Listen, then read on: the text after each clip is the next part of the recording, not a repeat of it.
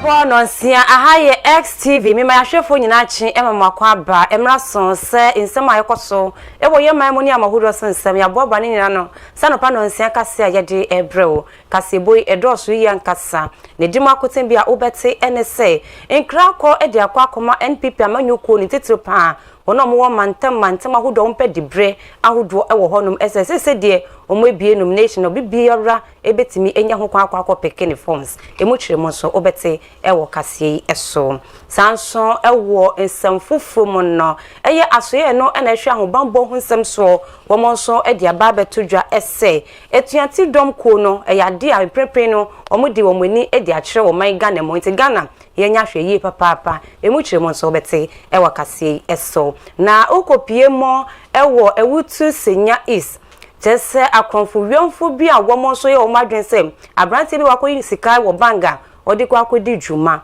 womo ebo ne tete ekwa akoji frins nanso nyankopon ada room abrantie no nya hoden etimi sibru womo di womo ema pose for emu kiremo so obete ewo kase eso nsem bi ka we hu na mede bro se anopa no nsia kase abrame Obaapa Mavis Akosua Atteh medika se ebrewo ma metwa me ho se ma me ba medika se boy emu chichi makasa ebema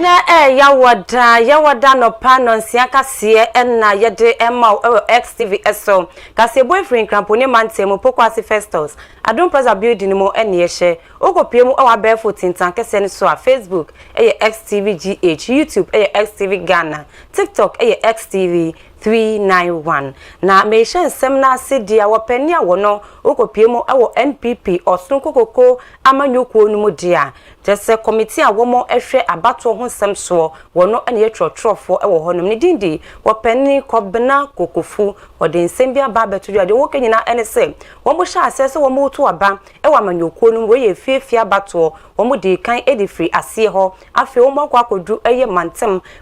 no eso na enumo ena wode tudwa sem eye regions ahodo womo mo pedi bra hodo ewo mantem ahodo ni nyina no womo bom ho no ko peke force ne mo no wo ka kire womo se wo ye campaign atem didie ni nsema ensem fata no womo nyine nyina mfemfem se na be ya abato a womo kwa akotoi ni kasie pa womo ene ndis na manyokwa wodo no ene kwa akosi aka na wedi ye fi abato nti womo hwese womo kasa ehun bete na breaking the 8 ne so etimi abemu ede ama womo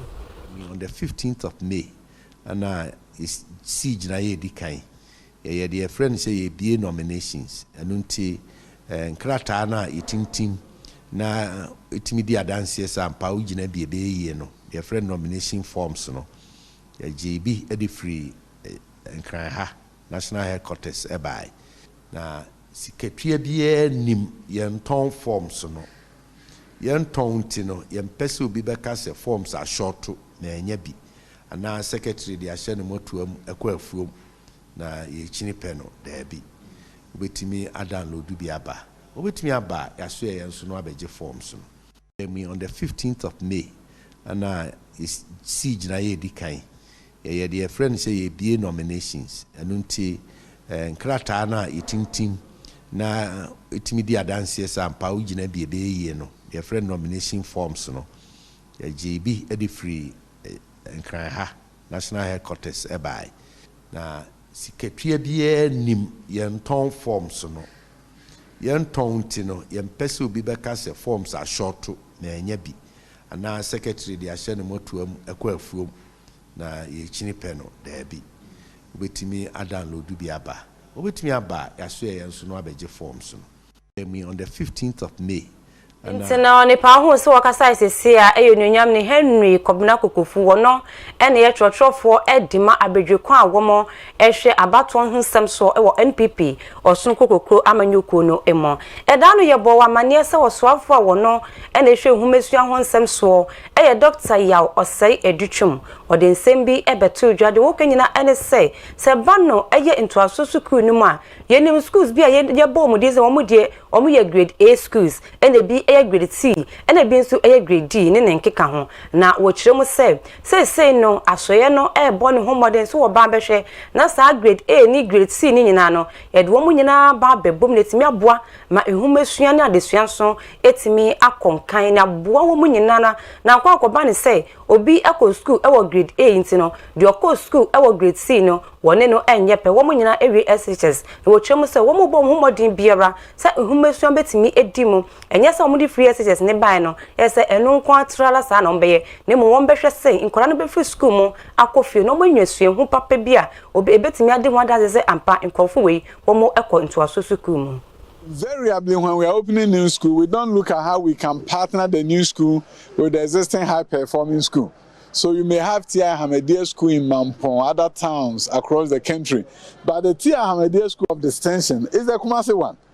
If you can pair them up and link them up, they will learn from the best practice of the Kumasi T.I. Ahmadiyya. And in no time, they will become invariably, when we are opening new school, we don't look at how we can partner the new school. Now, what can say you in Pennyfo, a woman nemode? Ewo humesuemo ukopiemo ewo University of Cape Coast ekane Vice Chancellor na wo honom Professor George Odro wo chiremu se wono de wone Professor Dr. Ya oseye dutwum no wone no enya adwen no wo chirechiremu ne ntia wone no enya adwen.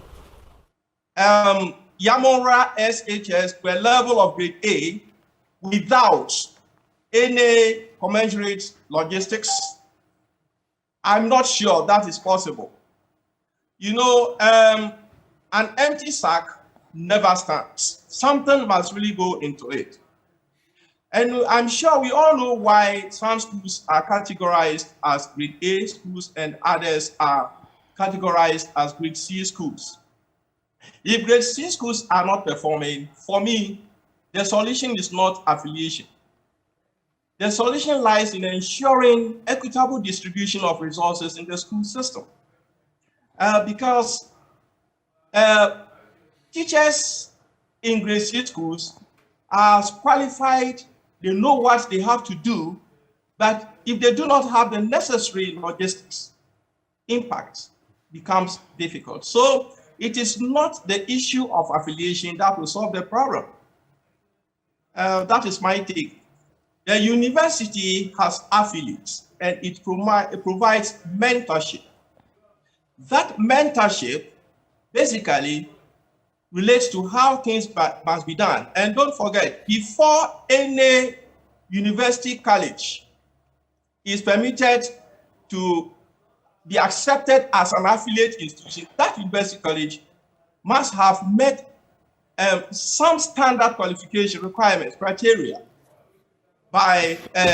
the National Accreditation Board, now Ghana Tertiary Education Commission. So the fundamentals for ensuring quality teaching, fundamentals for ensuring quality learning are there. And so what University of Cape Coast does is just to mentor the mentoring institution as to how best they can maximize the resources they have in improving teaching and learning. That is what it does. You see, so if you talk about affiliating grade C schools to grade A schools, when the fundamental requirements, needs of the people, if you talk about lab, for instance, if you have a grade C school that uses maybe coal pots in helping children to conceptualize the phenomenon of heating as against infantil that has the equipment, the requisite equipment for doing that, and you're talking about affiliation. At the end of the day, they are going to write examinations that will not use coal pots. You know, so for me, affiliation is very good when we think about sharing knowledge, sharing pedagogical skills, then that one becomes possible. But if the inputs are not there, the processes are default, then we cannot talk about affiliation. I think for me, it is a misplaced initiative. Na wono so na dwinkyere eno no na eno echi executive director wono eda IFEST eyopene Peter Auntie wononso na dwinkyere ene sen wasansemi ho. When I heard this, in fact, it's something that I have a paper on that will be published somewhere during the year. So when I heard this, I was a little bit, I asked myself, this is interesting because it's something that I've been working on for some time now. And I normally look at policies from a different perspective. I ask myself, what problem do we intend to solve? And what problem have we identified that would necessitate such a policy? Now, without trying to write off this policy, I would naturally wait for the policy document from the Ministry of Education to give us a comprehensive understanding of what they think this affiliation policy entails. It might be different from my understanding of the affiliation policy. It might be different from the understanding of others on what an affiliation policy is. But if the ministry would want a very robust input, a potent one from professionals like us, like Prof, like Divine, they will need to put out a comprehensive write-up or policy brief on this so that we can make the necessary input. But it might interest you that we've been doing affiliation for some time. It's recently that it seems not to be in the system. You remember that somewhere late during President Rawlings' time and then early during President Kufuor's time, there used to be some yellow science resource buses that were in our district. And what that resource buses were doing was that they used to carry science students from schools that were not having laboratories to schools that had very well-resourced labs. So the science students will move from a school like St. Francis Senior High School in Odan to Odan Secondary School for them to have their practicals there. That is a form of an affiliation. So we would need to understand what the minister means by his affiliation policy. Then we'll be able to make genuine inputs into it. But for me, I don't think it's a policy that should be rubbish at this stage of its discussion. Doing some research work for the past 4 years and on basic education for my PhD. Na wono so ka se wie pepepe Divine pa wono ene research fellow ewo African education wono so edin sensei etwaso. Yes, let me pick it from where Peter ended. Too often we just hear of policy or program initiatives in the media space, and the next minute you see the ministry running it, which broadly at times lack enough consultative process to have multiple ideas into it and for stakeholders to understand how the policy intends to operate, and also they can also make effective input into its running or operation. So I believe the minister announcing this is not the first time, of course, this is not the first time though, coming up with it again. I believe by now they would have come out with a document that is going to guide the implementation of this particular initiative. It is also early day yet for us to entirely dismiss the idea of this affiliation program or policy. Too early because we don't know how it intends to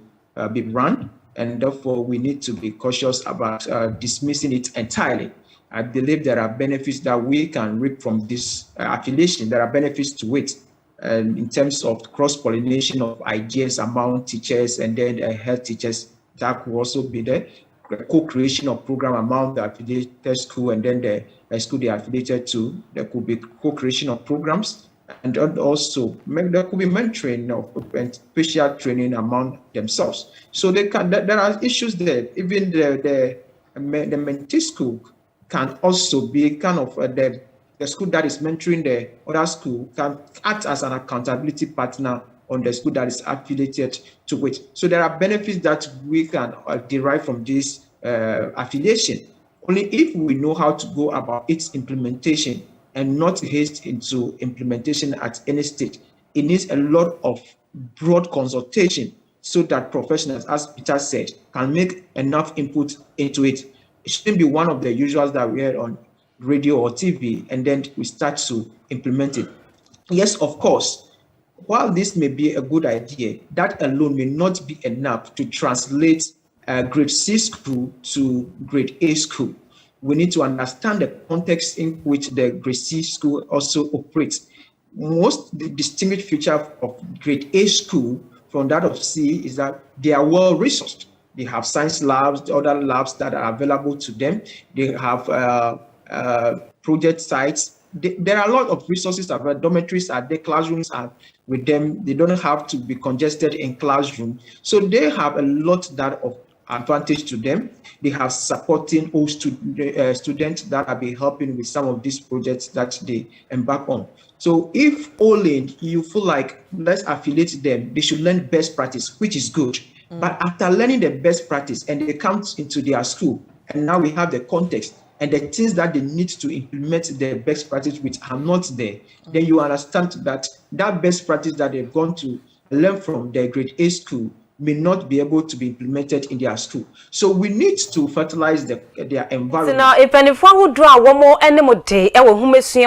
and no wait me actual margin at the afra and some hours for no and I show whom on some so Dr. Yao or say editum, whatever to just say about share. Now schools are who draw to schools are yen pass a woman bomb humodino. Yet one barber tally, a woman bomb humodin papa pano. It's me a bomb whom is so it's me a demon. Yeah, to a casiano so Diana in Crawway. Every asoye no ene hwe ahobambo ho sam so wo mo edia de sede di magana fo nyinara esse yenya hwe yie papa na yembo ye humodi yemma ye ne enda ho ankasa na adenti ena wo mo kasa oswafo wo no ene hwe ahobambo ho sam so eyonunyam ni abet kendapa eda no blanda eye kotonu mabusum ni de to so edunsom ena wodi sa de sede we wodi etu gana fo nyina enim esse nanse ya ye tete yenim ye tete bi pa se eye amaya hodo a omwetwa ye hu ehie nyina no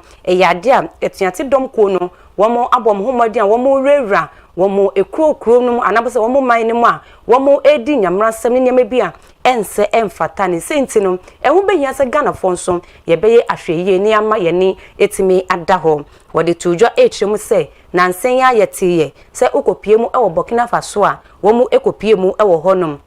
La Côte d'Ivoire womo ekopie mu ewo honom Togo nso omo ekopie mu ewo honom na sa kro ya mabobo boso yi eyesa eyekura etwa ye hu ehia enti no ye nimpa ese so omo free honom a womo di womani ebetimi akire wo man Ghana na se mpanifo kan se hu se uyonko abogi ehia na wase nso edi esiwudie hu enti no womo di adesede edi magana fo nyinara se yembo ye homodin na yema ye ni enda ho na nyema hudro bia ewo se ye ni etimi boye ho ban no yemfa mbo ye ho ban wasanso ehye Ghana fo nyina ebo se ahobambo ku a wo o man Ghana mo no womo so mo wi ataso papa so be boga na ni biara ho ban a do mbe yetumi biara se ye hye ya hudro no ombe bo ho ban se na be ya nipa bonifo bi entimi mbombe wra o man Ghana mo no womo so wombe ye ne sa pepepe womo sanso edi adesede edi ma insori se insori ahodo no yemma ye ni enda ho asofo mo da insori no se omoko asori no mo hu obi se waba be bo ewra asori dan ne mo na wo hwe ne subani ne ye bi che se udwene ho a enhyeda enye no masa bomodia na bo aposefo na afensu penifo ahodo amane na tempa so yentimi fa no na yenko bisebise nu masem ko hwe se woka wo mo hu ebiana enti se de wo mo kache Ghana fo nyina ese se ye hwe de ekoso e wa mahodo a etwa ye hu ehia na edi hoda se pefe ese so wo mo free hono ma won betimi edu mwani edi akire wo man Ghana mo enti hu behia pa se ye ma ye ninda ho na yembo yankasa ye hu eban ya to akase no so duwa kwa kopie mu ewo ensemfufrumo na se ukopie mu ewo ewuti senya is mensin ni mu a eno ewo mfimfin mante mu a ebeto odwa se abrante bi a wono mo ba ma na edwuma yi na wo ye eda no ena obo ne homadin so misika asa misika mididi dwuma no asante me ko bank akwa ko yiska na me dia ba bidi dwuma na wo kire mu a wo ko yiska na wo ba no wo hu se mboto a nipa mienu eteso womo edinachi saa afedie no hu se edru baabi no ena womo hwem de bag no edifiri nanso nyankopon ma na hoodin papa wono akasa bo ne homodin agi ne ho efiri wo monsem ma ne bo police famane ma womo ebe fan no na ex kase eto asansem so wedia mo Mete ana sakro no boyin ka ekoso ewo awutu senya East Mensinemu ewo mfimfin mantemu. Abranti a woye mobile money Nuru Hassan woko First Atlantic Bank ye Akosua ekokoyi Ghana cedi empem dubako ene hanwotwe 11,800 senka wode ba na mobile money transactions a omanfo ba abaye no wode aye. Ninu abema Abu Abbas ye twetwem komo ene wodi tu dwase ninu anu koyi sika ne free bank ya ene hu se motorbike foforo edi nachi efri sika korabia no asoye ne nso na wodwen se enye bebia wokọ ena womo enso ekọ afei wo wiewia nani ehwe womo a ehu se womo duru ECG office no ena wogina ye ewo Akosua New Market kwantempo no eso ochwe se wonum egina ya ena mrantie mienu a wosu se wonum eye Nigeria foyi emu a wonsa ede ball na chiribremu mu a ofa sika no nanso ono nso etu ni moto yi edidi wo chia ekobo wo mohwe Market Junction a posifo ebe kire wo mo no mbunachi ena osese ohwe san ne ekọ na onwura fie ena opa efie no ho ena oba ne nim ito oba ne ma odu ECG ho no ena ni moto ni break it down enti boys na no muti moto no so me Nigeria fo ena ba akọ oti akire no ode ne sabo ni sisi achi enti odane ne ho no ena sika omu so akoyi na ehye na tare no omu do mu session atem sika ito mu sika no e na omu moto no omu ko so lucky ena ono so moto ni jeso enti ajeso no ena ono edi o machi enti ha se ya mu hu ya chi ase no e ho ena boys ne branch no no edi moto no e ben om no bo om no toko om toko mu ena om ko heti ada